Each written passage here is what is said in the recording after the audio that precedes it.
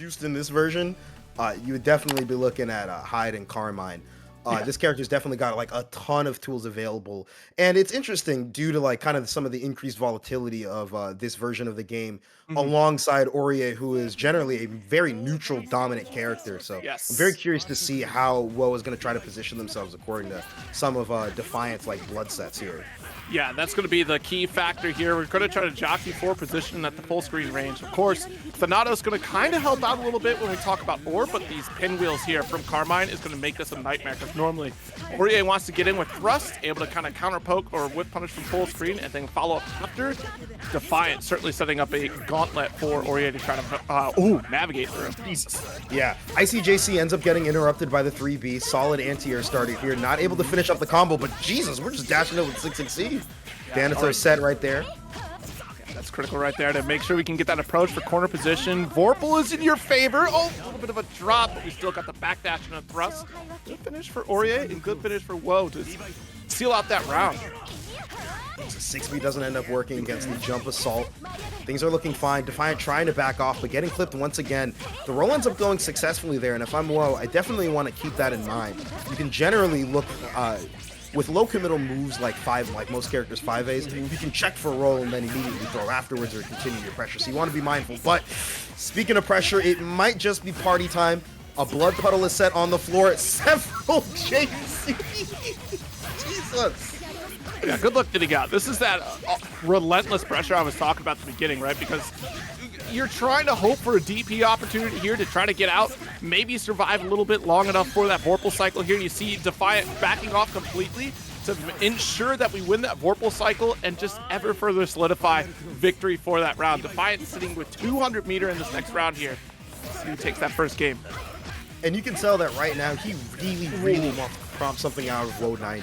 You don't do pressure like 3 ICJCs in a row without really sending a message to your opponent of like, I'm just daring you to anti-air me. Right. I'm daring you to try to look for like a throw OS option here with like 3AB. I'm begging for it at this point. Ooh. Okay. Nice reversal command grab coming out here right now. Things are looking solid for Defiant here. Should be able to pop a blood puddle off of this sequence here. Decides to go for the 6BB. Ooh, nice frame trap. Yep, here we go. Are we going to get this set up? Oh, actually, never mind. Excuse me. I glanced away at the health bar for a little bit too long there. Woe is dead. Good lord. Yeah, Carmine, certainly one of those characters that sacrifices a little bit of health for that big damage opportunity out there, and you know, it just pays off in spades. It really is highlighted, especially in UNI2 with everyone having just increased damage across the board. It's all the more terrifying to go up against Carmine because of that factor. Yeah, Carmine's able to cash out really effectively, and with tools like 623C, like as an invuln option, as well as just being solid damage-wise, he's got a lot of like interesting stuff that he can do, both kind of in defense and in neutral. So kind of seeing that play out as like Defiant really is trying to push the tempo of the match. Had a nice little poke, but wasn't able to get the Thanatos follow-up there. Yeah, absolutely unperturbed. Defiant just immediately going with like the assault JC. Right. With green shield, that's not looking very great for Woe here. Wheel is set, bit of an awkward drop, but things are fine. Vorpal secured. 3D got the stagger pressure, out of blood on the ground, but we're gonna get one in a second here, and that's why we got the oh goodness, the change shift pressure to follow up right after. Things are looking good. Goes for the blood rain. Smart steer ender. Things are looking fine. Vorpal in favor of Woe. Probably not even going to be able to use it super effectively. Oh my god, he just walked up and popped out the stanky leg. Jesus. Like, how do you fight your way out of here? It's just looked like a tall or even a far distance shield. Not going to find the mark here, but Defiant's still able to find that opening. Nice assault. Oh my goodness. And we're seeing part of these pressure sequences getting motivated by a couple of whiff green shields here for Woe. One of the really big things in UNI2 is the fact that green shield duration is a bit higher, so when you whiff those green shields, you're just stuck in block stun doing nothing for a long period of time. And we've seen Defiant use make use of that to be extremely greedy. Oh my god, double backdash into DP. Trading a ton of times. Oh, these guys, we are slugging it out here. Oh my. Yeah, at this point, you got to be upset if you're Woe. You got to try to make something happen. You do have Vorpal to your name. Nice two-way, but no follow-up. Not able to get that confirmed. Good lord. Nice calling on the delay and the pressure here. Cycling's going to go in favor of Defiant. Honestly, they might just be able to kill her outright. Goes for the Sevo into the IW. Tons of minimum damage here, but it's going to be just enough to get the kill. good lord. Defiant. Very confident in that set for the majority of this match here against Mr. Squeakers. I haven't seen this matchup quite enough, honestly. I haven't run into, oh my god. When you have a 9-frame low round start option, sometimes, you know, you kind of use it, and if your opponent tries to jump, you get anti-air. I definitely haven't gotten hit by that a dozen times. I'm not salty about it, I swear. Okay, are you sure? You can get off your chest right now if you want to. You know, you gotta be kind, right? Okay. Already locked in this corner, so this is what I'm curious about here, how we fight out, and unfortunately got dashed in on, expecting the assault potentially, just a jump in from Calamity here, who has, you know, a small life deficit, calls out the veil off. Wrap this up. Should be a dead Tsurugi here. Double DP will get it done. CS is a little late, but that's still 192 meter. Ain't much to deal with here. And one of the great things as well for Carmine in this specific situation is that because like meter gain for when you get hit or when you block is pretty low in this version of the game, it means that if you really steal the momentum away early in a round, like you are cutting out like a lot of options for your opponent. Like and in this case specifically, Tsurugi's ability to go for like a 2-3-6C at round start is very powerful. We're not going to see that though. DFA kind of killed them really quickly while we were talking about that, but so it goes, right? I mean, you were talking about commanding resources, and Calamity certainly did that for the entire round. Like, Squeakers did not really have an opportunity to go for any EX opportunities. We didn't really have a for sure way to get out at that moment because we didn't have the opportunity to go for a DP in the corner situation because we were kind of smothered with plenty of pinwheel setups there from Carmine. I think the round start for that first round was exceptional for Squeakers, but then we kind of backed off for that second round here, decided to go for Shield Car instead. We'll see how we open up, and this time dashing in is going to get stuffed entirely by Calamity with Smart Seer Ender. Things are looking good. That's going to get the cycle a little bit in favor of Calamity here. A couple of shield attempts right here, right as the cycle closes. That's one of the big things for, like, if you're kind of, like, getting into the game. If you watch the cycle start to end, that's when you start seeing more throws and more shields in general in order to try to get more gold. So we're seeing that play out a little bit here, but we'll see if that changes. Again, this is still 2 out of 3, and we saw how crazy Carmine can run with momentum in the previous set, as well as game 1, so we're going to see how this plays out. But for now, it's time to get in the crystal, and it's time to guess. Yeah, unfortunately, Calamity has just been absolutely relentless. That's 3 lows back-to-back in all the corner situations. Squeaker's generally blocking low, but then stands up the moment that Calamity decides to dash in. And I think we've had about enough. Nice EX to push to the corner. Overhead does get blocked this time. It's time to start pressing buttons, quite frankly. And you can see that Mr. Squeaker's trying to look for some of the green shields here with the 2-1-4. It's a really good tool for Tsurugi in general in order to get a grid break and cash out on a ton of damage. Some of these 6Cs attempts finally getting called out by the reversal command grab super coming out here today. And it's time for a little bit of blood pressure here. Lots of shields from Mr. Squeaker. Going to cash out on the Vorpal here with the chain shift. However, that does mean next cycle goes in DFA's way. And things are going to look a little dicey. This is sure to lead in 2-2C into more mix, no?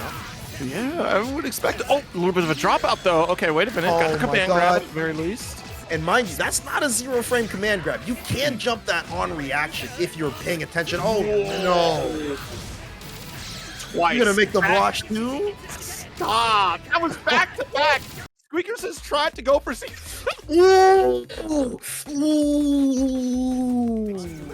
And against someone like NegaReaper, who having played them on Netflix, so I swear, no lies here. NegaReaper definitely really likes to play around some RPS scenarios here. Tsurugi, as a character, quite good at it. So right. Yeah, has a pretty strong toolkit that is capable of playing that RPS game.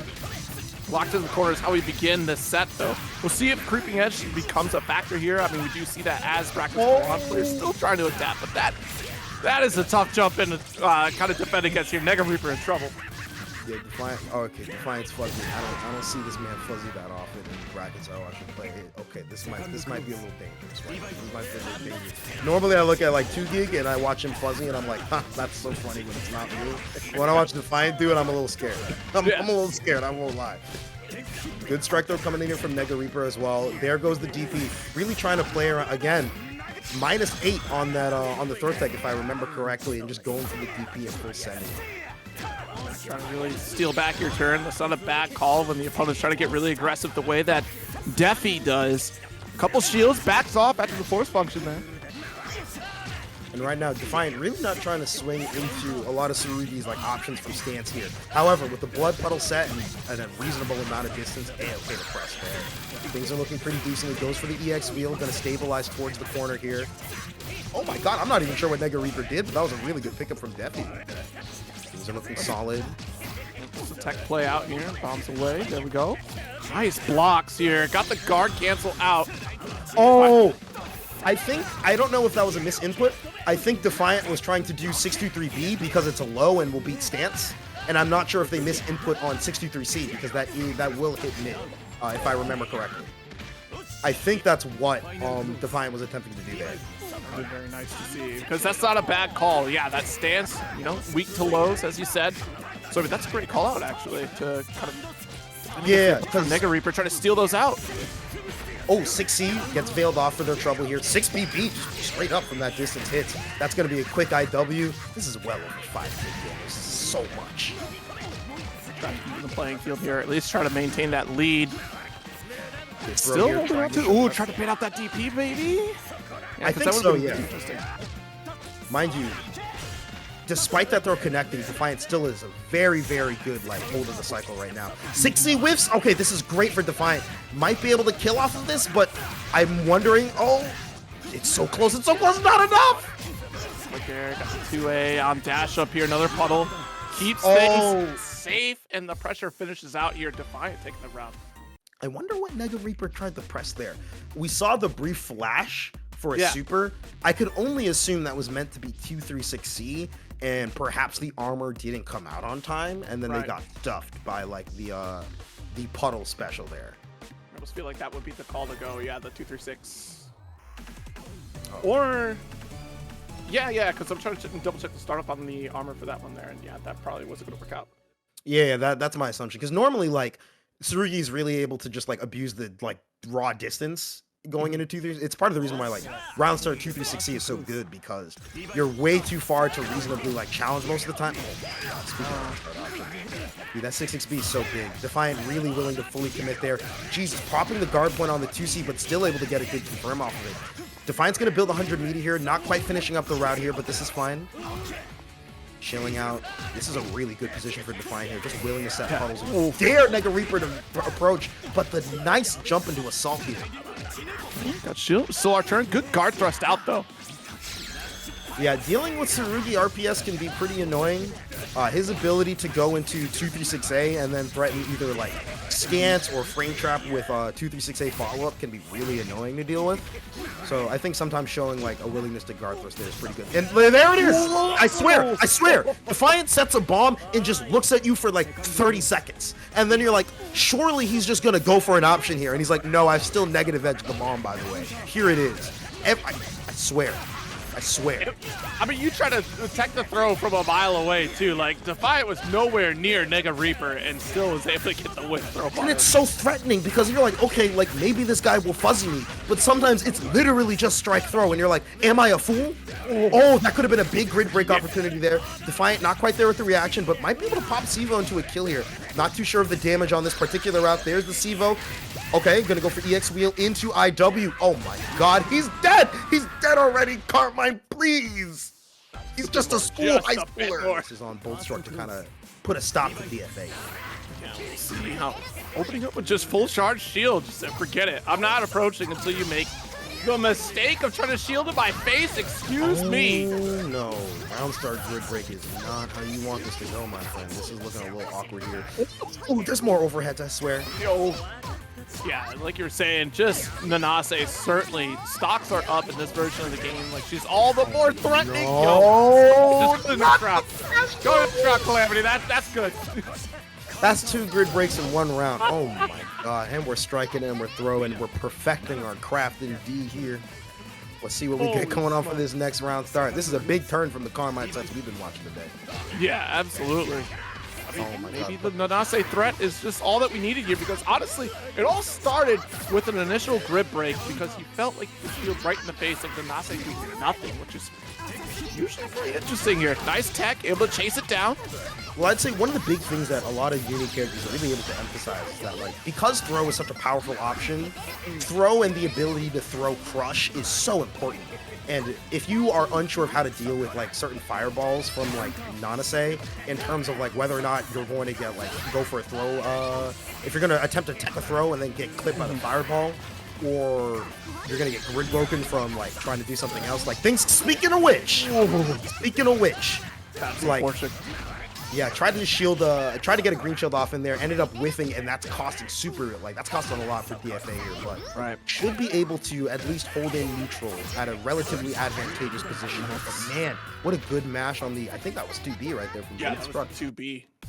Like, that was brilliant spacing there from Boltstruck. The timing on shield, just excellent defense. Just, you know, being able to call out when Calamity was getting a little bit too close when they wanted to press, and Boltstruck's defense really was kind of setting the tone throughout the entire set. Like, it was surprising to see the open up be, oh, here it comes, here it comes. It was surprising to see the open up just being a pause here. And this opener is going to be explosive, to say the least, with Calamity jumping on to Mika.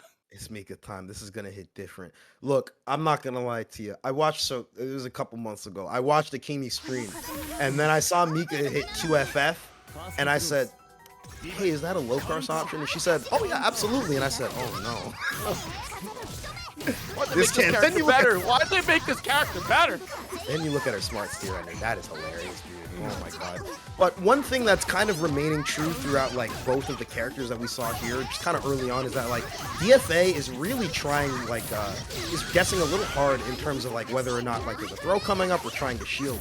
And I think that, like, Boltstruck has caught on to that and is really making mincemeat of him for that. Jesus, another perfect thing. Look at the tone that is just completely different for this round here. Boltstruck being really aggressive here. That's the first time we've seen this set up entirely. And we're just setting the tone, like, by making these approaches and trying to counter poke in a lot of ways and hold on to that corner position. But this time around, Calamity finding the counter hit after a full stop from Boltstruck. Good tech, though. Lots of green shields still coming out here from DFA, and I would imagine that Boltstruck is definitely eyeing that in order to at least B+ or outright grid break once more. Right now, things are looking pretty great for Boltstruck. There's the disc setup once more here. Pressure is looking nice. Couple of green shields here. Cycle is in favor of DFA, but sometimes what would it matter if not for the mash, actually? Things are looking pretty great here for Mika here. So back down. No, the DP. That was ADP. It wasn't even full invoke. Oh no. 2-2C, it comes back. No. Okay, overhead. Great dash from DFA to get out of the corner, but oh no. Sword car ends up proving super well for both of us here. We can't wrap this up here. We got the CDO. Oh, you're dead. Yeah, oh, you're absolutely dead. Hitting you with the Rasengan, in fact. Oh my word. Boltstruck making a statement, I would say, with that 2-0 over DFA. I don't mean to undercut the match arena. There's gotta be. No, all right. So if I had to put a number on it, let's. All right, there's one right there. Oh, 6FF. We can do two separate over or unders if you really want to do. Okay. Let's see. Let's go. Maybe 12. I'm going low. Okay, 12 parry. All right. Oh God, 6FF again, and special cancel it into parry. I feel like 12 is gonna get blown out of the water. Well, look. We will get there when we get there. I see 5C connects, soft side swap combo with the 2C auto combo coming up here. Couple of frame traps plus frames for 2C here. Let's see what we get. Solid block strings are coming up here, but IDC very much so willing to just kind of like sit and chill out. Not really even trying to green shield yet. Oh, good roll, however. Yeah, that was a very nice chain shift right there to make sure we could reassess the situation. Make sure we could maintain that control there. Oh, nice God. Parry there. Side swap is still kind of in control. Full screen position here for IDC, but right back into the corner. That's not where you want to be. Good finish from MasaMune. And that is going to be round one. And mind you, both players with a decent amount of meter to run with. And I would say for MasaMune, pretty great for Enkidu to have 100 meter on top of just being able to either throw out a 346C or plus frames with like 22C and the like. You have access to his new super, his 360C, which it lets him call out with green shield. So he's got a couple of like tools to play around with here. Oh, you just 4C'd in his face? Jesus. Normally you see kind of like the pullback on the hurt box when Mika was right there, but look, you know, you got to get it done, Oh, great plays. Yeah, open up low here. 100 meter. Vorpal as well. Yeah. I genuinely do not know if this kills here. Yeah, actually. Ooh, just not enough. Yeah, because I was thinking maybe we get that EX once at least, but we were just under that 100. Oh geez, 100 bar Just there. under the meter, yeah. Yeah. So it's like I always forget the exact number, but I usually go. It's like around 150 meter. Usually when you see that, you have enough for EX into IW there. But yeah, ever since the like Sivo changes, since I think it was clear. I think it was like one of the first major systems changes for clear. Like Sivo damage is nerfed despite IW damage in this version being crazy. People die when you hit like half circle 4 with D. I swear to God. It's so nice though. Like the explosivity. I don't know. I play Kotsky, so like I love my explosivity. Anyway.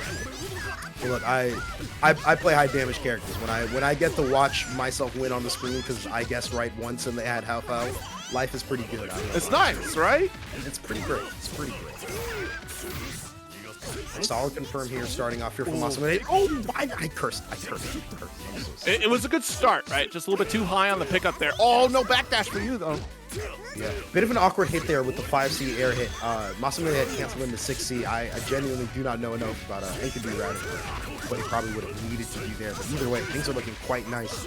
Vorpal still available for MasaMuneNinjo. Not going to check the roll here, but still able to mount pressure. There goes the parry once more. Alright, missed out. Able to tech out here, but still holding that corner position. Oh, another parry. And I'm not gonna lie, Enkidu like that. Let's go. See, this is kind of interesting because we saw so many parries come up in the very first round of this set, and then it kind of like slowed down a lot. Oh, you got a green shield back. Okay, so really important thing for those that are not used to dealing with this high-speed girl. You can shield like Mika missile like 99% of the time in order to take away her cancel options like on block. So really, really important to know that. You can oftentimes like hold like 1D or you can just like stand shield or crouch shield whenever Mika is doing like C missile and pressure. So it's really, really good to like keep that in mind there. 5A pressure is looking good. Oh, veil off on veil off. Okay, let's see what comes up. Oh! You're probably dead, I'm not gonna lie. Oh yeah, you're finishing this one out right here, right now. Good spend from I don't care. I mean, just wanted to secure the perfect. Yeah, things are looking pretty good. First round on the board for I don't care this set, and that's definitely like reassuring for when you're in. Oh, you get hit by 6C, but not so good. But not a ton of damage. It's not like it's like a havoc starter here, so it's looking decent. Get off the wall one more time here. Good God, I love watching Enkidu combos. Yeah, he just got, blessed this version of the game too. Like, just still such a strong character. Was strong and clear, but then just kind of, like everybody across the board, really found like their stride in this version of the game. And let me tell you, he did get one particular little button that we've seen a couple of times this set, and we've seen all the memes for it, so I need not say its name. CDP ends up coming out. Call it the backdash with the 2A.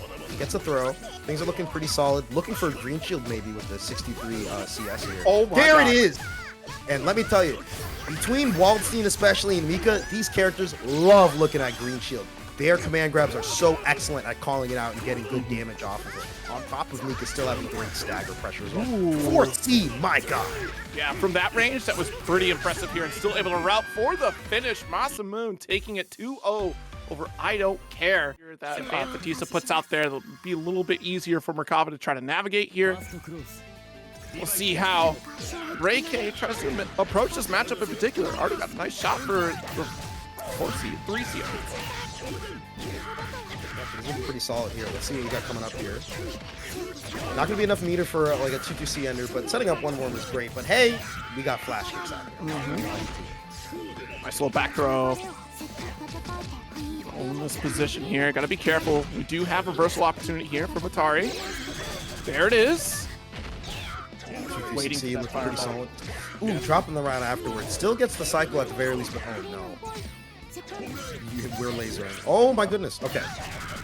This is looking pretty good. Not going to build up enough meter with the CS, and this might barely kill, actually. I'm not going to lie. Ooh! G there, dash. I think that was the dash C started, both similar in dash BC. Yeah. Oh my God.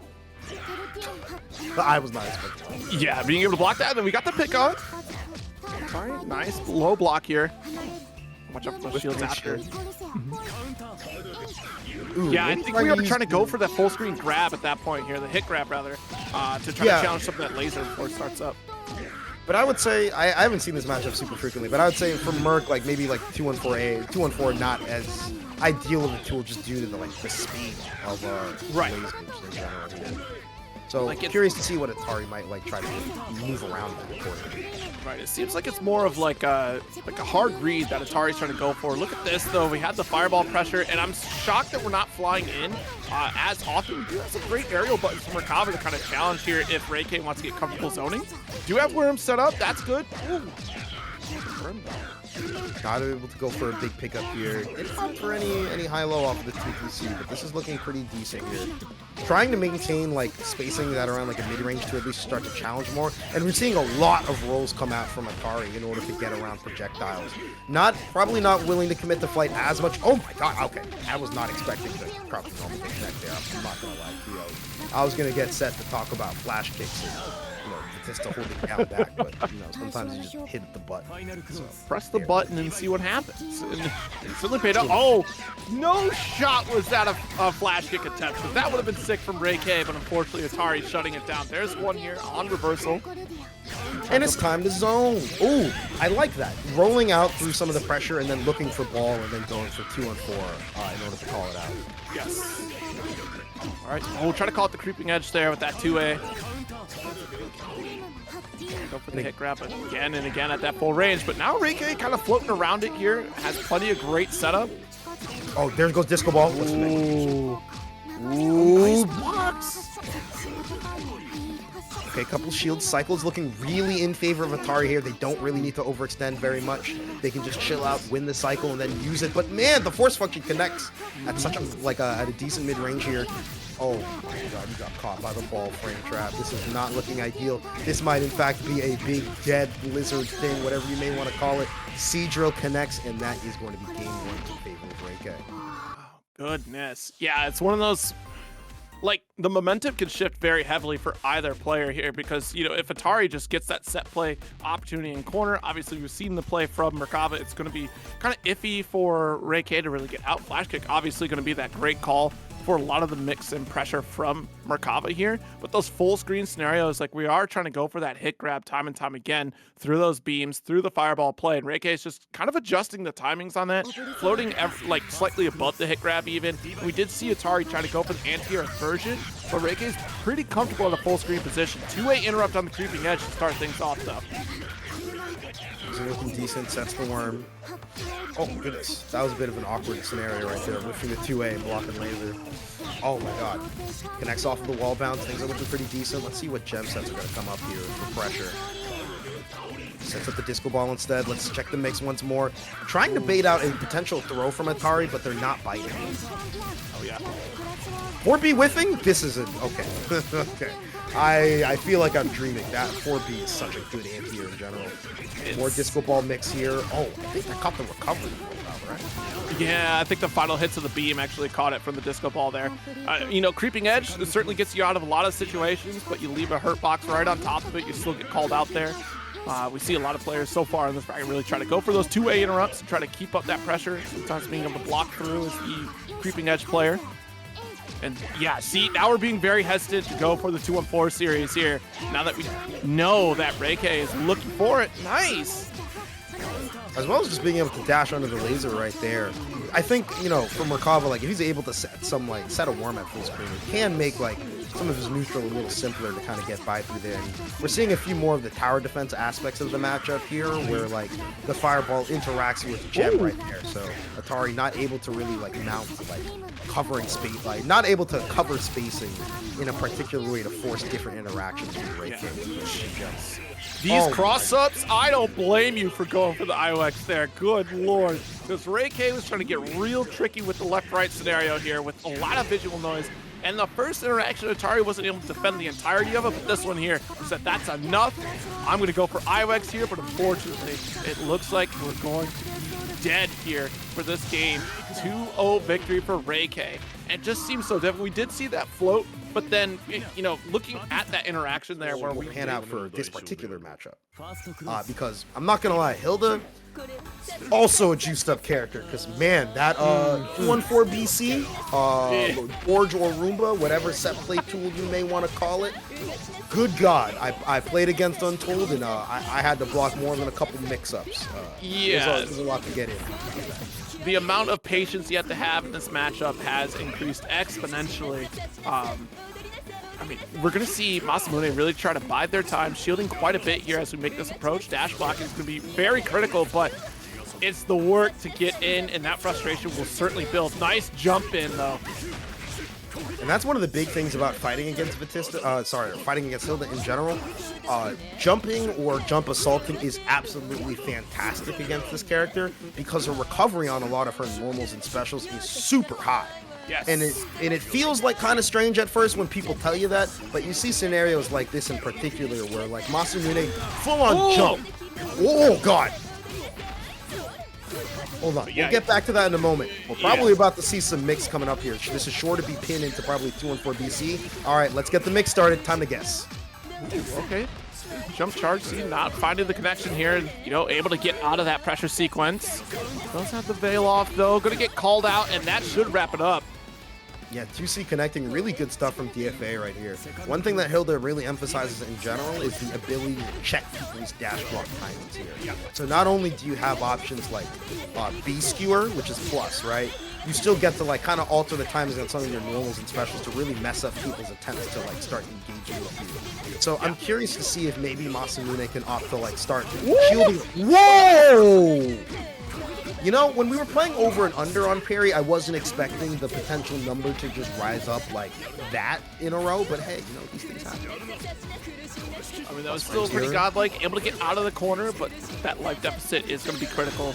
Has to be so careful. Oh, made a move there. I really feel like we were trying to go in, but Roomba put a stop to all of it. Oh no! Not quite there with the punish. Goes for another 214 BC. Did I mention that this character's meter refund is really good? So when she mixes you with the 50-50 and then fails to mix you with the 50-50, she looks at you and goes, "You wouldn't believe what I got coming up here next." Look, I got a Costco membership, and let me tell you, I mean, I'm able to throw these out. Dude, at this point, it's like she goes to a trip to Costco or BJ's, pulls up with a huge cart of croissants, and you're like, "Why do you have this money?" And she goes, "Oh, it was a nice deal." I'm like, all right, cool, I guess. I didn't want to find out what would happen if I ran out, okay? I swear, yeah. So, like, the big thing with Hilda, to kind of explain, oh my God, what a good 3C. That was, yeah. Oh, the chef's kiss moment. Might get the cycle as well, depending on how this knockdown plays out here, too. No shields, really. I love that stagger. I'm going to talk about it in a moment right here, but right now, things are happening on the screen here. Pick up side swap. Ooh, not quite there. 6-6-C. Good God. Dash C to close the gap, and you thought you could press here. Wasn't quite your turn. Goes for the full IC. Okay.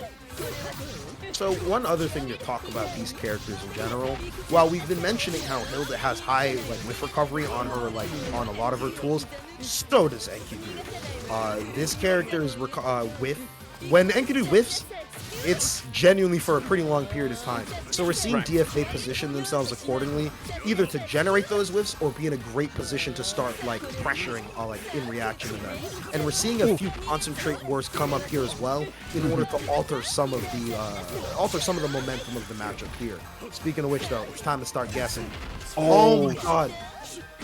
DFA had the bait, but they were not willing to fully commit there. Veil off works out super well. CS on the IC236B just to get hit anyway. Oh no!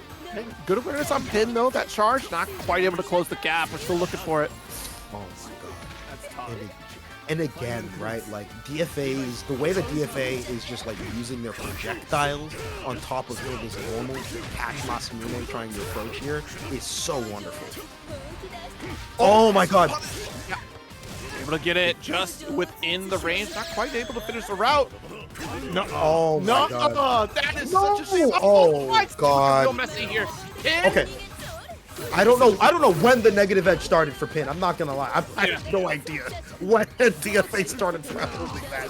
Oh my God. Please. Oh, if only MasaMune did 360C. No, he doesn't have CS either. Oh, backdash works. Oh my god. Getting out of there. Good charge, Oh my though. god. But watch out It's for that gonna follow Roomba. you. It's gonna follow you. It's just gonna sit there. You can just it's sit gone. there and concentrate. Dude, that thing lasts for 15 seconds. It's not gone. It got the parry. It's gone. No.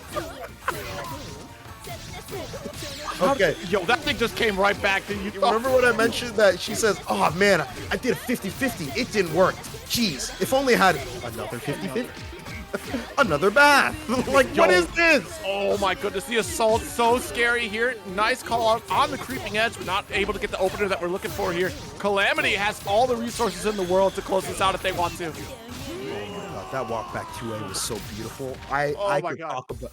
Oh my good heavens. Because keep in mind, right, like you could easily eat like just walk back like 6. So generally like Vatista matchups I'm not as read up on, and I think for Vatista Tsurugi in particular I haven't gotten a chance to well, here we go. Here we go. It's a start. That's a Tsurugi start right there. The force function with the lows that Vatista has. This girl got some big lows. I watched this character click like 2FF. I'm like, Jesus Christ. Truly need gunshots here. But one thing that's pretty solid that Tsurugi has in terms of anti-zoning is honestly just his like force function in general. We're seeing some of the 2FF used here from Reike at mid-range. We're likely to see that come up a bit more depending on how NegaReaper wants to like opt for their approaches. But we'll see how that kind of pans out here as Reike is sure to finish up round 1 here in game 1. And remember, this is losers. It's do or die. That's true. That's true. Wow, round start beat. Well, hey, you know what? Honestly, against Tsurugi, I feel that. All right. Look, when you eat enough round start 6-6 Bs from Tsurugi, you start wanting that person to not play with you. Oh god. Oh no. And mind you, like NegaReaper was just kind of like backing off there. There wasn't really much that he could do as like in terms of like a very fast approach there. So the flash kick maybe showing a bit of antsiness from Reike when dealing with Tsurugi's offense. Tall order here for Reike. Plenty of resources in terms of Vorpal and even in meter. Time to dance. Oh, yeah, a little apprehension right there. I feel like we were expecting maybe a reversal DP attempt, which still would have been unsafe for NegaReaper to pull off thanks to Disco. Oh god, throw doesn't end up connecting, no follow-up combo. Oh my god, the laser last minute. ADP lives, but you reacted on time for J2316. Ooh. Tragic. Reike with all the right ideas, but NegaReaper was just one step ahead. And there goes yet another force function. The ability for Tsurugi's like FF stance to get deep projectiles can really change some of the zoner dynamics between things. You can still punish Tsurugi's impatience with like other tools. And again, right there's the 2FF once more from Reike, really trying to show those like elite gunshots right there in order to check for it. But Reike's really having a hard time finding good spacing, and NegaReaper is absolutely relentless with the approach here. Absolutely. Just outside of that range of that 2FF anyways, and that's that, you know, warning sign that at the very least NegaReaper was out of the range, so we could still press the issue, and Reike still at least making that retreat, right? Not overextending, not putting themselves in precarious position. I mean, even still, trying to run away from Tsurugi is so difficult to do, and Reike is going to have a hard time really trying to set up that play that we saw previously in the bracket here against Merkava. There's the 6-6B, the thing of my nightmares. Offense is looking quite good for NegaReaper here. Honestly, almost has 100 meter already. Oh, overhead coming up here as well. Nice drop combo. Ooh. Up back didn't fall. Jesus. Yeah, don't get it. Still got the DP out. Yo, coast to coast. It doesn't matter what side. Tsurugi's gonna chase you down. Lariat EX able to get the finish. Look, dog, I've looked at people talk about Tsuri's ultimate skill, Lariat, and then I see Tsurugi 236C from downtown. I'm like, is this what it's like? I swear. Just take him back to Bardock. That's all I get. Oh my god. I never did play DBFZ. I sure watched a lot of it. Man, that's season 1 Bardock. That was that was a time. The overhead! Yeah, caught after the tech sequence here. Oh, big drop. Oh, made it up the veil off. Not quite there for the punish, with the full punish. Okay, EX ball here, but that's just gonna get eaten by the force function. It didn't even matter. You didn't even have to interact with it at all. Oh That's such my a shame. god. It's like, and you bear with me here. It's like Ray K was trying to play Foursquare, and then your opponent just kind of stared at the ball past you and just walked at you, man. You know, lots of great setups in the corner, and also flash kick such a threat. Float is also a big problem here. Yeah, the mini Twitter discussion character of the week has appeared on the screen. So you have no fear, Kuon is grid broken Nanase, but things are looking a-okay for Boltstruck. Crap out of Couple two ways, go for smart steer ender. I'm guaranteed that was just misinput, just too quick on the B to get the smart steer right after. Oh my god. Big counter raid coming up over here from Boltstruck. This is looking quite nice here. Could be able to end with, okay, there's the 2-2C. Doesn't really get much for their efforts, but the throw afterwards gets the job done for round 1. Good turnaround here for Boltstruck. Full screen shield, expecting some of these fireballs or, you know, hit scans to pull up here. Yeah, so the ability to flex like round start 2-6X as well as like pillar is like really powerful. So I was very surprised by Defiant just opting to just walk back to the entirety of that. That's such a good reactionary CS on the flash. Very good. Unfortunately, still going to get opened up. A little bit of an early drop from Defiant here. Still trying to find that significant strike. Boltstruck still attempting to make some interrupts here. Watch it, watch it. Yeah, there was no red mist here, so there's not a whole lot of information for Defiant to try to take action. There we go. Flash kick comes out. Let me tell you, I could write an essay about that flash kick sometime, I swear. Oh my, you're just floating above? Oh, what? You tried to anti-air it, and what's going to happen? The teleport there from Defiant for the punish. And mind you, like, it's not like Nanase last, like, call anti-airs. 3C, the DP series, hell, sometimes Tornado if it really comes down to it, but, like, that was... Kuon just floated at the top of the screen right there is not what I was expecting. Okay. Floating in the heavens above and then reappears down on the earth to punish you for your mistakes, or your misgivings. Yeah, I swear. Lots of shields coming out here from Boltstruck. And I think really Boltstruck is expecting Defiant to, like, honestly just throw out a bit more screen pollution in general with either 2-6 or pillar. But Defiant's opted to really just kind of like maneuver around and reposition instead. So it's just been an interesting thing to like notice in the neutral so far. No, that's a great point here. I was certainly expecting a lot more of, you know, at least for Fireball, pillar setup, of course. Like, because Kuon gets to really be a bully against a character like Nanase in a lot of instances here, but it is certainly a strong neutral presence. Boltstruck trying to set up with Fireball here. Stagger 2A, there's our throw. And honestly, I think it's been interesting. Defiant really hasn't been like opting for flash kick very often. Right. Like I would say in general, like players tend to be a bit more like hesitant of pressuring Kuon just due to like the presence of like A flash kick super or like B flash kick right there. Really great grid break on the roll coming up here. There's an option of tornado follow up. Things are looking fine. A couple of assaults coming up here in the pressure, but honestly, forcing out the veil off from Defiant, who scores a hit immediately afterwards. Dropping the follow-in combo, however. Walks the overhead. Celestial is in favor of Defiant. They would have had 200 meter, but that don't matter when you're dead on the screen.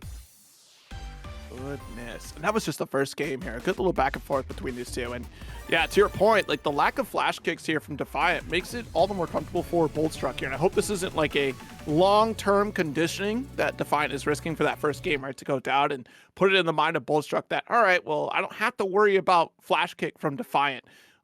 Even on like float, we're not really seeing a whole lot of, you know, the quick float pressure even to try to sneak up on an overhead from Defiant here either. Oh my god, that was an immediate 3C in reaction to the assault. I'm not gonna lie, like there was, I highly doubt, like that's like not even like using like 3CAT or anything like that. That was just like, I've reacted, I'm just down to see what comes up next. Beam and pillar here, trying to go for the zoning play. Shields out. Yeah, nice trade on this. And a really like green shield from Defiant. I'm willing to bet that like Boltstruck is trying to frame trap there with the dive follow-up from Tornado. Eating Tornado in general can be a little tough to deal with. Whoa, you spaced around Kuon 2B? Maybe a little cracked. Pixel perfect. Honestly, yeah, that 2B is absolutely massive. Solid stagger pressure coming in here. Boltstruck is often they like take it easy to find daring a mash, but the very first button like press here is working out super successfully for Bolt here in this second round. Shift steals that turn with the 2-way start. Yeah, now if I remember correctly, Kuon's A normals are on the slow side. So for that like particular CS, like I think it's the risk reward for Boltstruck to just mash as a check for it is pretty like fine for Nanase in general. Good block on the flow pressure coming in here as well. Boltstruck honestly showing a lot of practice in this matchup, playing around Kuon's Yeah, I feel like you kind of had to at the early outset of this game, right? Because Kuon was running rampant and, quite frankly, still is. To kind of control the pace of the match, like, had to really kind of figure this one out here. And Boltstruck certainly showing that they are well studied this matchup.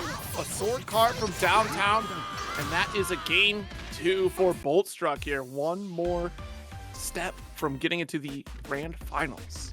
That's one thing you absolutely need to be cognizant of if you are engaging in any sort of fireball war with Nanase.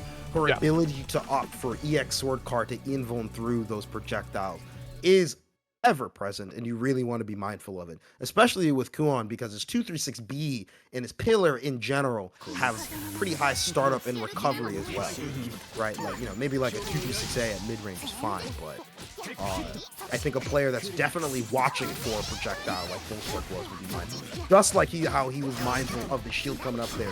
Early grid break is looking fantastic for Bolt. That was really smart. I want to talk about that momentarily. So he set the he looked at the wheel there and then just set the projectile. Decided to wait until the last minute to opt for like pushing it forward with the 6B there. That was really cool in order to like still show some screen presence while like not really taking any crazy risks here. Speaking of which, you can see some of the hesitations in their like in their offense here, but not quite there with the confirm, and Defiant is absolutely going to take advantage of that here. Oh no, that's a big call out on the DP attempt. There was absolutely no information there for Boltstruck to take that risk, and Defiant certainly going to take up that life bar and the round. And yeah, that hesitation is starting to add up, right? Like you're delaying quite a bit. There's the flash kick that we're looking for. That was a flash kick. I think Defiant might have genuinely missed their cancel in their 2-1-4C. Because generally speaking, Kuon really likes to do a flash kick 2-1-4C. Right. Let's be honest, you're a character that can 50-50 and immediately go into plus frames from a very fast Bare option. But yeah, I think that was just an unusual misinput perhaps on a 2-1-4C cancel there. Either way, things are looking pretty good for Defiant, managing to get the corner to corner. He sets the IC wheel as well, but the ADP into the EX dive looking fantastic for Bolt here, trying to mount a comeback from behind.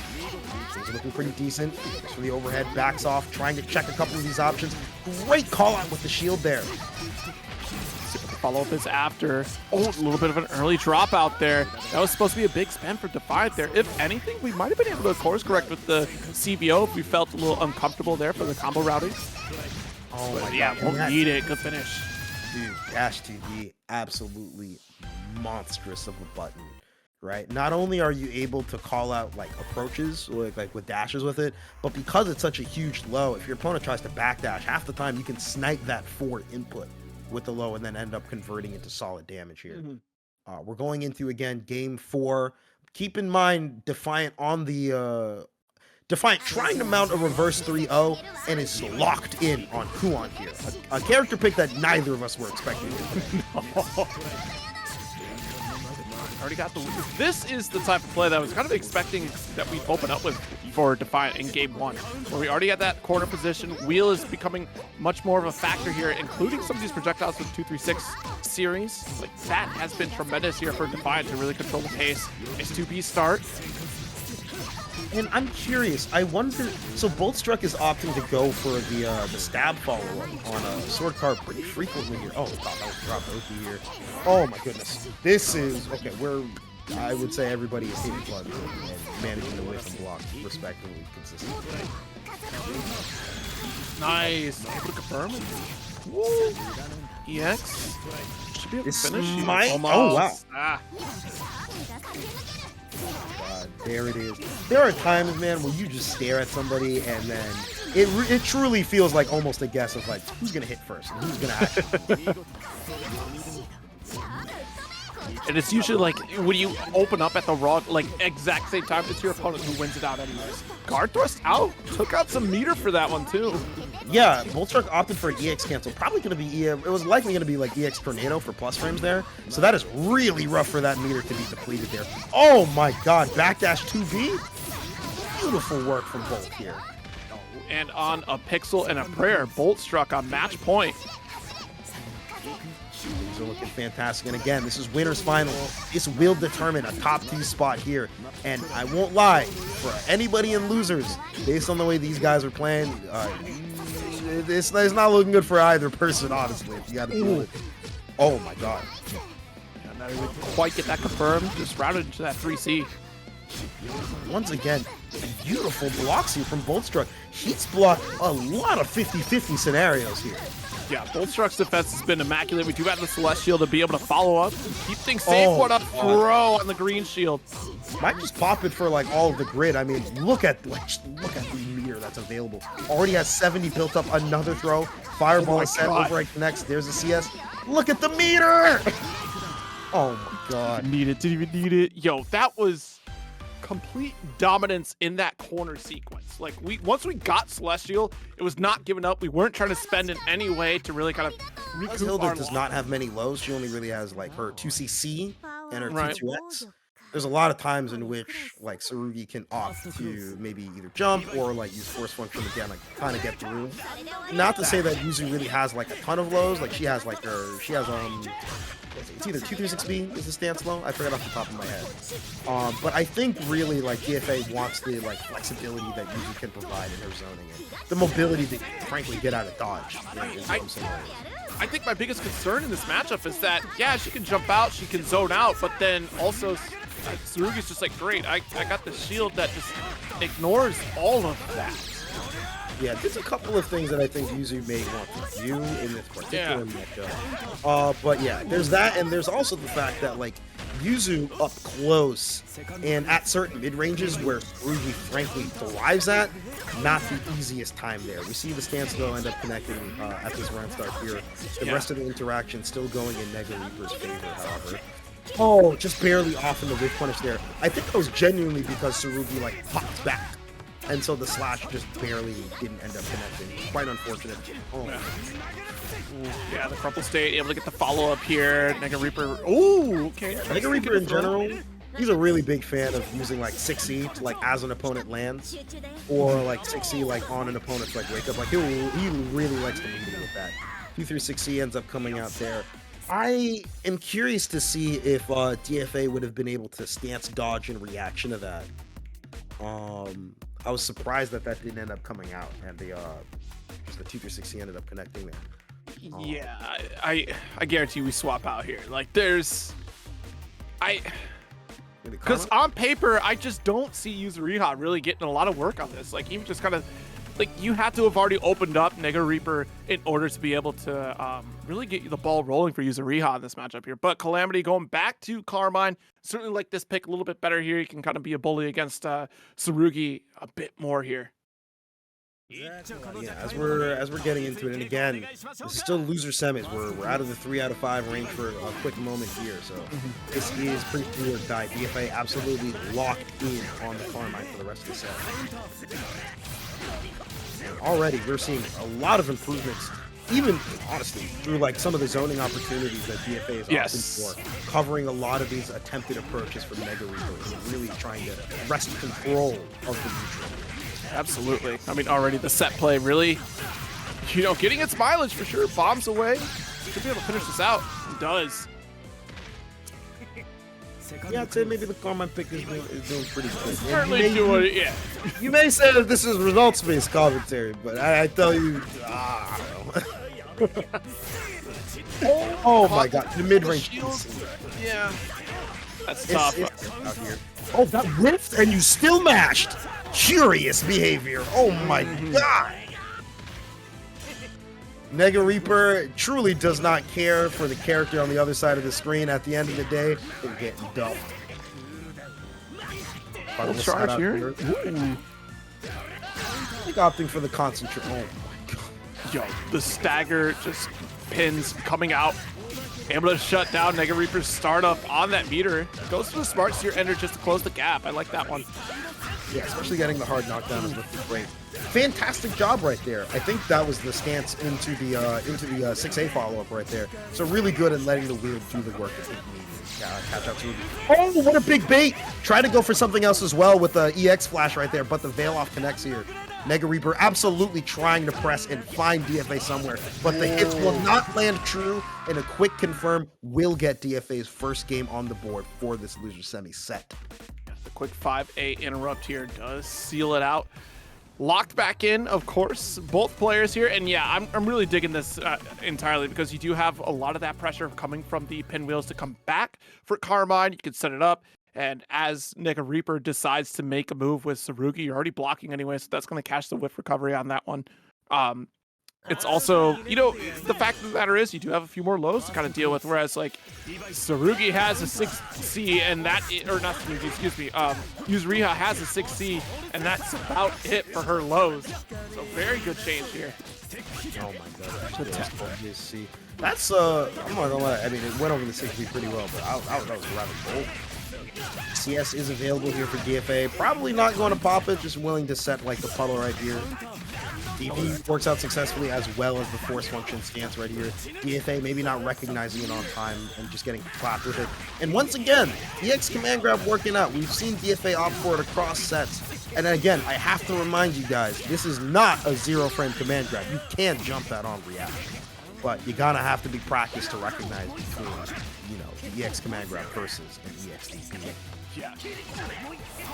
Sets up the wheel here. Sets up a bomb as well. Anti-airs with 2B, was that? Oh my god.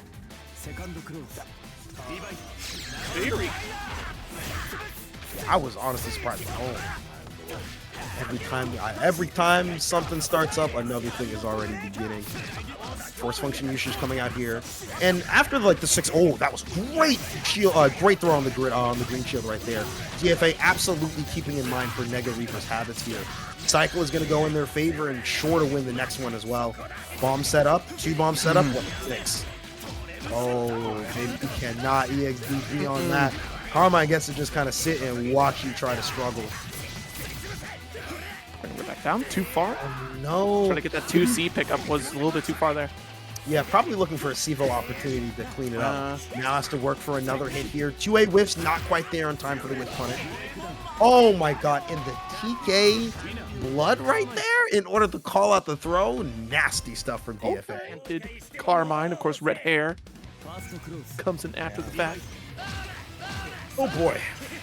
This is one of those matchups where you look at it, like every mirror match is technically, but like there's a lot of nuance to like how it plays. This feels like it's going to be one of those very, very heavily momentum based. Ooh. Yeah, I can certainly agree with that one here because whoever overwhelms the other first is really going to kind of take the pace of the round.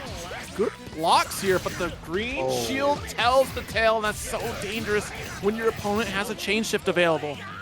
Yeah, I would say in general, the ability to use CS offensively, not only for like covering yourself and making sure that you whiff cancel or whatever, but the ability to just check for a green shield. Yep. Like, and especially Carmine being able to do like stuff, wheel CS, and be like, oh, you were looking to green shield that? Dude, that sucks. And then he just runs up and rips it. Let's see. Ooh, assault into load. Good block from Defiant though. The whiff throw. Hey, wait a minute. I've seen that move before from Defiant. Hold on. Dude, let me tell you, it's something a little different here. Put in the crystal here. Double bombs are set up here. What's the mix gonna be? Bomb is set up. Oh, there we go. Bombs. What is happening? Yo, the side swap was very sneaky stuff. Defiant able to block for only so long. Good pickup there. Mind you, that was probably under cross-up protection, but I was not expecting to land into just like IC6C. Oh my god, EX command grab coming out here. Oh no! Anything you can do, I can do better. I love a good hypocrite in terms of fighting games. Oh, I love it when you watch your opponent do an option, you're like, hey, I can do that too, and then they beat it, and you're like, what am I here for? Just to suffer?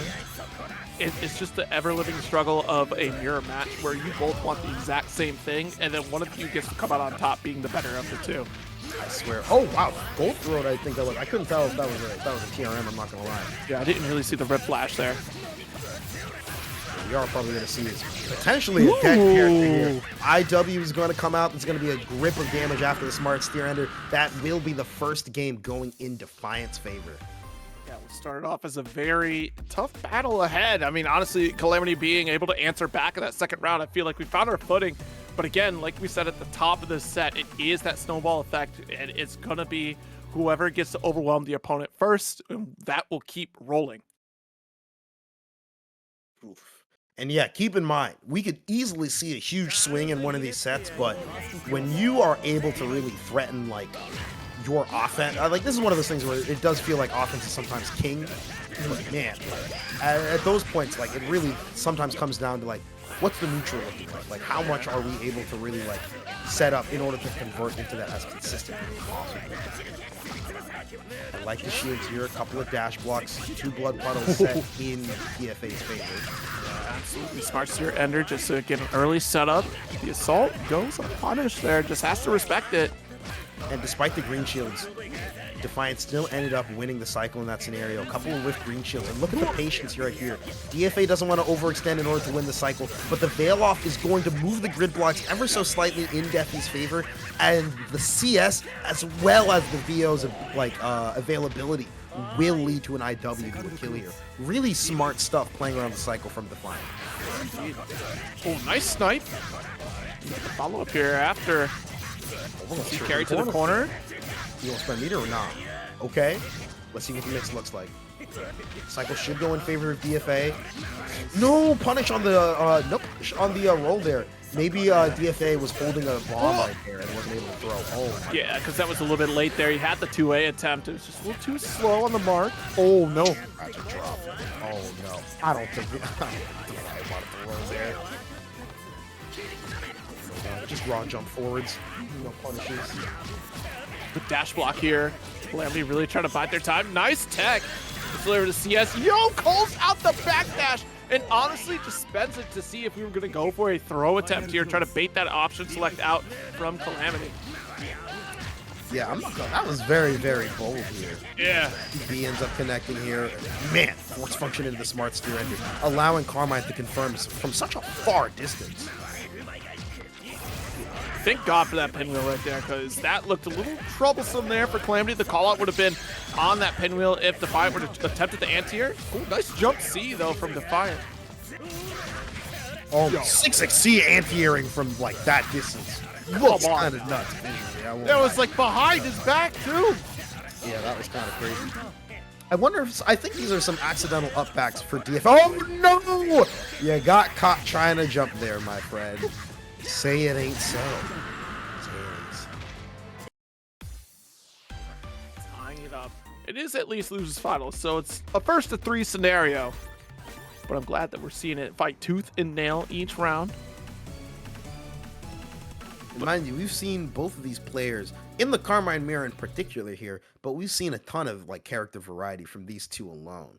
We've seen 3 characters from DFA outright, and we've seen 2 characters from Defiant. We got like, actually, having 5 characters between 2 players is kind of nuts.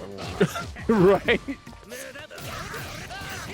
Some of that is just the veteran in you, right, from playing so long in the series. Oh my god, for sure. Mind you, like, Defiant really started around, gosh, I always forget the exact year. I had Lynn explain it. But Defiant's been, like, playing the game, especially in, like, these net play brackets for long enough that, like, you know, sometimes it's just like, I just want to try this and that. Right. But, so far, oh. Got a couple overheads on that jump in there. Yikes. And it's going to lead into even more picks. It's time to guess once more, now that you had to guess the first time. Oh, good guard thrust there. And again, we're constantly seeing a lot of these new defensive mechanics work very well for like both of these players, right? Like the usage of roll in order to like get out of certain like set play options, as well as guard thrust in order to like not only beat Carmine back, but also like the guard thrust once a bomb is setting off. So now you don't have to deal with that like in these situations like afterwards. And the difference of resources compared to what it was for clear, right? Like, I think we see so much more guard thrust usage simply because of that. I think that's great for, you know, a lot of characters don't have like an easy get out of jail option or like an invulnerable reversal or anything. Like, it helps. Look, dog, when it goes down to just 100 meter as opposed to like, it's basically great. You took out a student loan, your paycheck advance, you got extra income tax and everything, and then they just said, okay, fine, it's just 100 meter. Life is looking good, you know, for Good Thus fans. You know, guard cancel fans, you guys are up. I won't lie to you. Defiant fans are also up with that set, with winning the third game right here. Defiant up 2-1. Mounting that lead in a 1-3 set is absolutely fantastic. Gives you a little bit of extra breathing room, even if your opponent makes some big adjustments.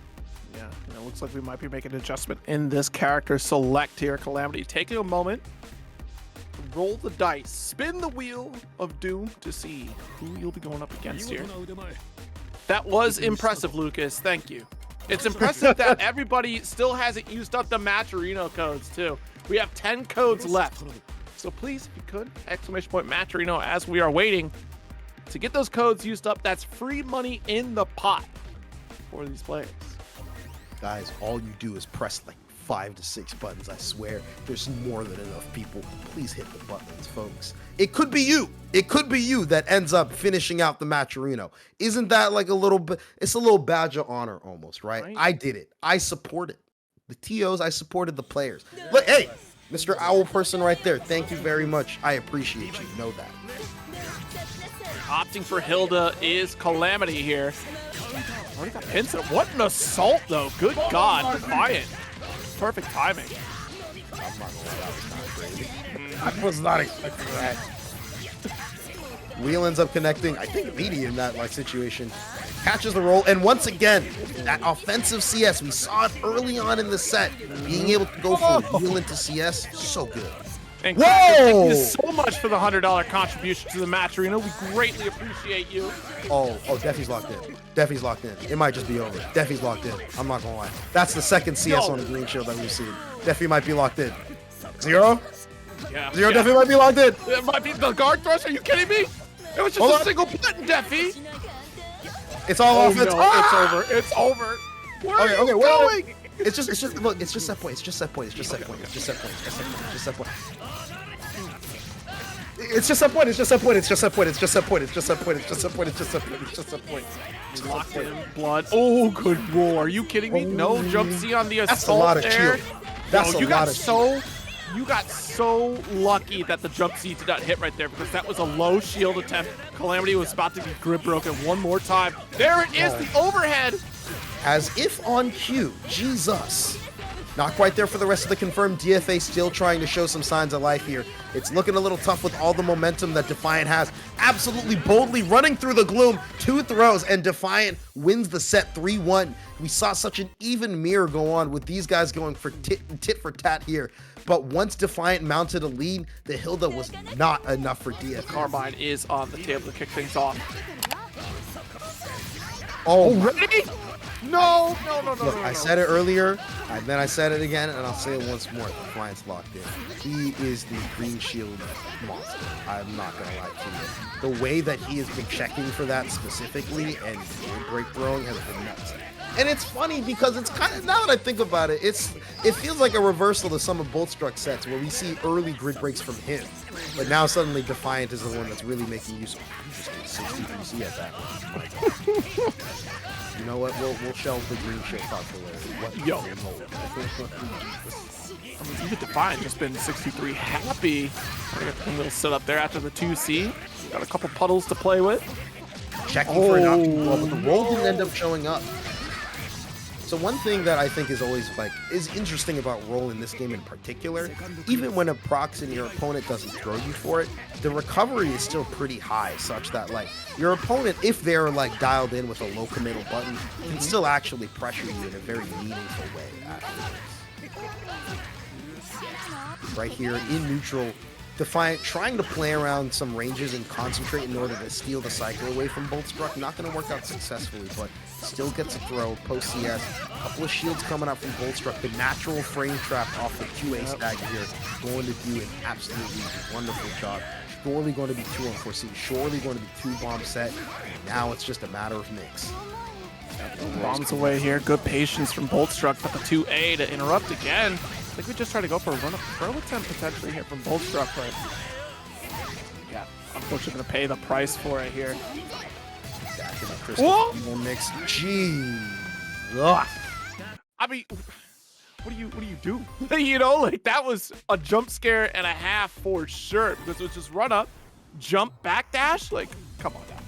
How do you backdash? Just jump back. I'll tell you what to do. You pray. Mm-hmm.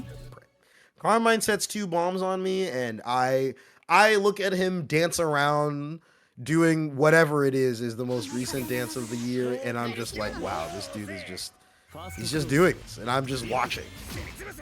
Hoping to get a turn. Yo, like 6-2-3? 6-2-3 round start here for Defiant. The rest of the round start interactions going pretty well in favor of Boltstruck. Oh. No! Barely whiffing the throw on the purple shield here. That is, oh no! And just like that, Defiant able to steal out the shield for Boltstruck. And that's exactly what Boltstruck wanted in that last interaction. Just was a little bit too plus. Solid. And again, we're seeing more of the wheel CS. Boltstruck delaying the shield right over there. Because we didn't see a green shield come out, Defiant not opting for the grid break throw, but still presenting it meaningfully. The bomb goes off, but Boltstruck manages to dash block like ahead of him, surprisingly. Throw doesn't work out here. This is looking pretty decent for Boltstruck. Veil-off timer should be mostly gone by the time Defiant's able to play. Oh my god. Oh, good heavens. Okay, good. Creeping edge to get out. Carries over to the corner with CS. Nice confirm on the hit, too. There we go. Going into the next round here already. Once more, EX canceling for plus frames, but the up back from Carmine working out quite well. Oh my god. That was surely going to be another good break. I had to take a deep breath. Yo, swing up with a couple micro dashes for the throw. Ooh, tough situation there. Try to go for the shield right underneath of Defiant there. Yo, these up forward, I think that's up forward JBs from Defiant have been really well spaced. Like, Boltstruck has repeatedly attempted to use like their fireballs in order to like catch Carmine out, and the way that Defiant's able to just like jump around them has been really effective. Just like some of the grid breaks from both players at this point, these guys do not like looking at green shields, I swear. Okay. Again, gonna have to hold on to this corner. Oh no, got scooped up. Unfortunately, not a shield there. That was what we were trying to go for as Defiant. This is surely gonna be more bombs for your trouble here. No, that didn't even end up killing. 63C not getting it done, but the micro dash 5A will seal that second round there. We're looking at even rounds here. 1-0 for Defiant. Oh my god. Just a walk back on this throw. And again, Boltstruck really trying to shield, trying to get like the cycle. You can see how much Defiant is like dominating the cycle. But the way that he's also like already a step ahead of Boltstruck on offense is really dangerous. Wow, speaking of which. Yeah, I was going to say too, like Carmine, or excuse me, Defiant was just finding that spacing to really kind of call out the reversal options, call out throw, staying at that, sweet spot range to take a step back and allow for those approaches to happen. But Boltstruck was able to thread the needle a little bit too far away. There is no Carmine in that position for you to throw there. Defiant takes it another game. Telling you. And it's so funny. Like, you look at most fighting games, and like, if I told you, dude, you just do forward dash, back dash, most people would probably look at you and be like, what? But on top of that naturally being really good in Undernight, Carmine's ability to place a bomb and like implement some strike throw in that is so powerful. Yeah. As well as the fact that like he's healing slightly off of the throw. The Oki for throw, like off of throw from Carmine is like solid. Oh, that was a good backdash from Boltstruck. Yeah, Defiant's been so on the ball with catching the green shield there. So I think like throwing a backdash or RPSing a little bit on the green shield is nice cutter setup here. Very good tech, and at least getting rid of a puddle, but already active with Red Mist after that CS. chance for Boltstruck to get out unless he wanted to spend like an EXTP there. Oh, side swap works out. Nice stuff. That was seems tragic for Defiant. This is now going to be Boltstruck's turn here. Ending with the EX Tornado here. 2A is immediately active. Defiant opting to backdash out. But Boltstruck holds firm in their position here. Absolutely rewarded with yet another confirm here. Very good to call out the disc setup here. Trading in health and Defiant scraping by around. Here, I'm not going to lie to you. I think we're seeing a second.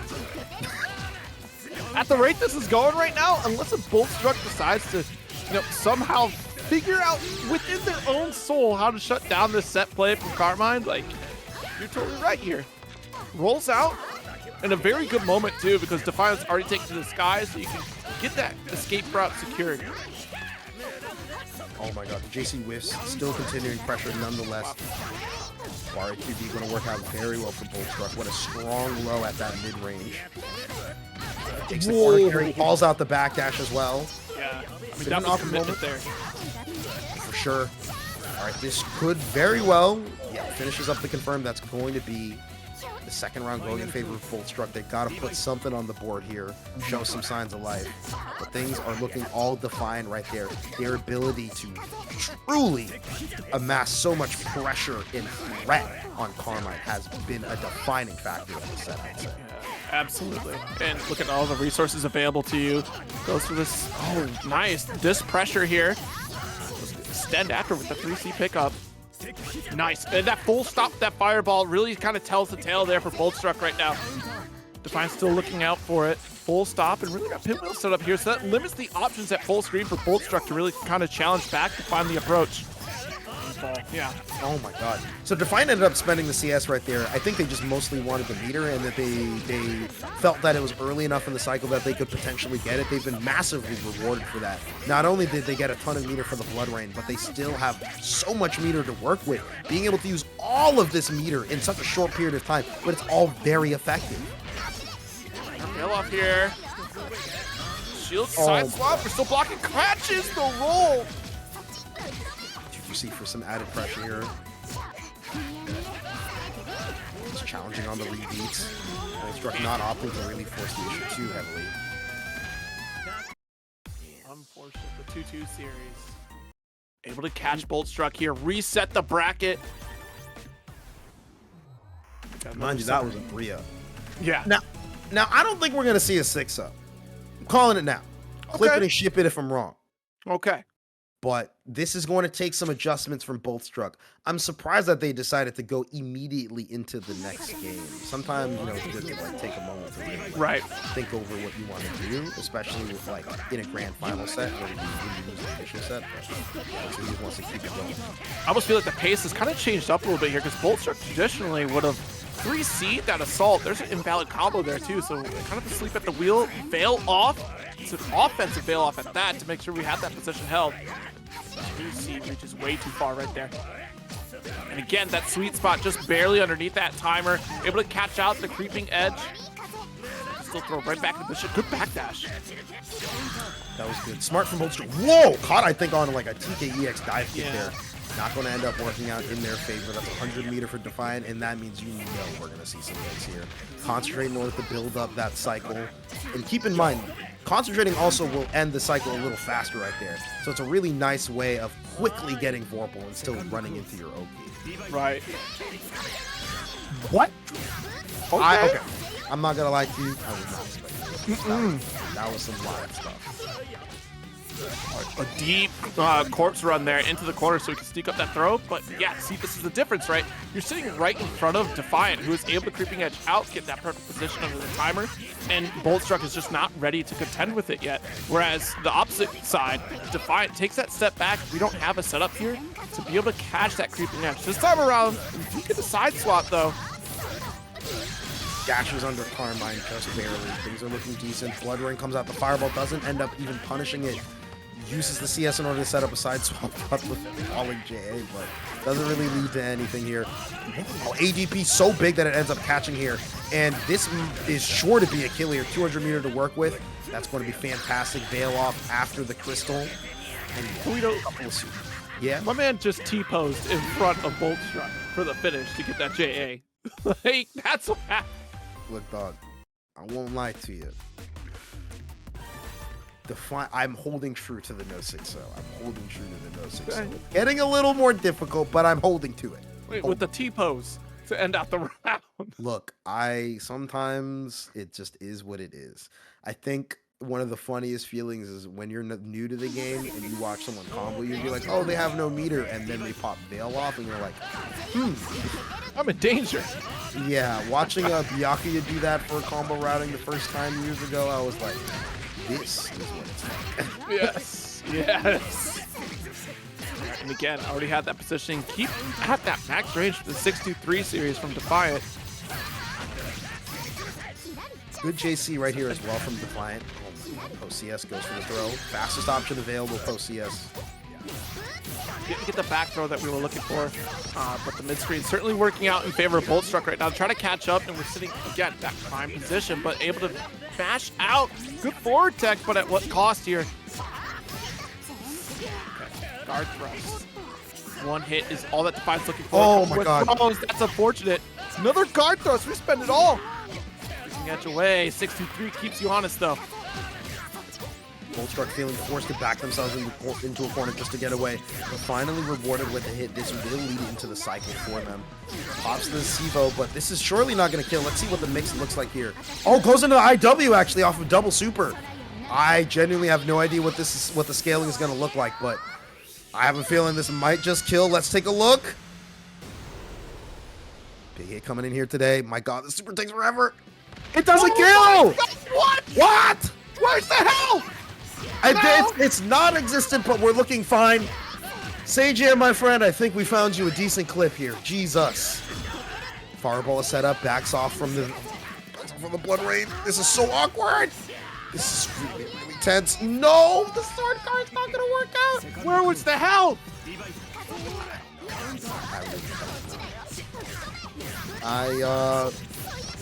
We'll file a missing persons case and we'll get this figured out. You know? They're out there somewhere. That's more stress to my life. You know, like, what? All right, 50% life lead for Boltstruck. Certainly, we don't drop the ball on this one. Look, 2A. I've seen stranger things happen, but this is looking great. Oh, yeah, that was a little too early on the throw right there, but checking reactions is all right. Lost the disc setup, but throw still succeeds. All right, things are looking pretty good. A large amount of meter for both players here, immediately getting spent. And again, the jumps from Defiant, I feel like, have been really, really great in terms of getting out of a lot of Boltstruck's pressure. You can tell that Bolt is having a hard time dealing with it. Okay, Veil off coming up here. Not really much following up. Looks like Defiant's not going to be able to get a chance to use that meter. They do have the cycle, however. Oh, God. Yeah, try to press a button during the pincer attack? Like, hold on. Yeah, maybe he was expecting Defiant to play it a bit more safely on realizing that he didn't have Green Shield open. And maybe wanted to catch like a walk back or something. Not entirely sure.